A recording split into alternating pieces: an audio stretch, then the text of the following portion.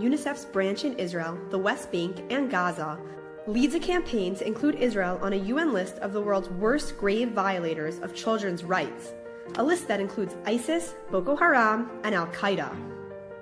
This is how it happens. Governments around the world provide tens of millions of dollars to UNICEF to provide education, protection, and health services to Palestinian children. However, UNICEF is leading a group of NGOs known as a working group in a highly political campaign to demonize Israel and equate the IDF with terror groups like ISIS. The working group is supposed to monitor the situation of children in armed conflicts for the UN. This information is fed into a database and then circulated by UNICEF, appearing in various publications including the UN Secretary General's annual report on children in armed conflict. Some of the NGOs that make up this group have links to terror organizations, and many have long histories of anti-Israel advocacy. These groups only represent a one-sided narrative which goes against the UN's guidelines of being neutral and impartial. For example, funding provided to UNICEF for training teachers was instead used for a World Council of Churches program known as EAPPI. This program brings unqualified volunteers to the West Bank who then return home and lead BDS and other campaigns against Israel. Far from being research experts, these EAPPI activists promote highly skewed narratives of the conflict that are fed into the UNICEF-managed database.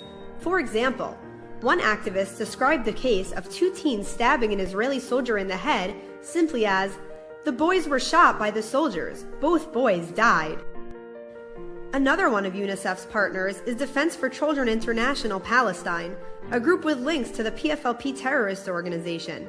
DCIP publishes false, heavily skewed, and unverifiable allegations of child abuse by Israeli security forces. They claim that Israel is guilty of widespread and systematic ill treatment of Palestinian children in the Israeli military detention system, despite the fact that less than 0.1% of Palestinian minors are ever arrested. These and other highly biased groups make up UNICEF's partners. Instead of focusing on its mission of protecting children, UNICEF and its working group is campaigning to have Israel placed on the Secretary General's list of abusers, a move which could result in targeted sanctions against the state and which is part of the broader NGO campaign to delegitimize Israel. While UNICEF focuses on alleged Israeli abuses, it allows violations of children's rights by Hamas and other Palestinian factions to go unnoticed.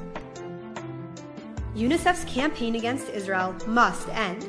Children's rights are too important to be sacrificed for partisan political gains. UNICEF, this is no way to treat a child. To learn more, read our new report at www.ngo-monitor.org.